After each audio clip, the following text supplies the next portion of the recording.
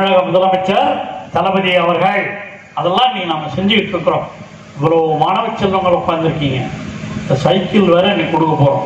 நான் முதல்ல சொன்ன இடையாறுலேருந்து நடந்து வந்த மாணவர்கள், இதே மாதிரி சீர்மதுரை, இடையாறு, தொட்டி குடிசை, இங்க இருந்தெல்லாம் இங்க வந்து தான் படிப்பாங்க. காந்தி ஸ்கூல்ல தான் படிப்பாங்க. நடந்து வந்து தான் படிக்கணும். அந்த மாதிரி இருந்த காலம் ஒன்று உண்டு. அந்த மாதிரி இல்லாம கல்வியிலே நாம் வளர்ச்சி பெற்றிருக்கிறோம் என்று சொன்னால் அதுதான் திராவிட மாடல் ஆட்சி. அதை நீங்க மறந்துடாம ஞாபகம் வச்சுக்கணும். குறிப்பா நீங்க எல்லாம் நல்லா படிக்கணுங்கிறதுக்காக உங்களுக்கு காலை உணவு திட்டம், அதையும் தமிழக முதலமைச்சர் தளபதி தான் கொண்டாங்க. புதுமை பெண் திட்டம். புதுமை பெண் திட்டம்னா என்ன?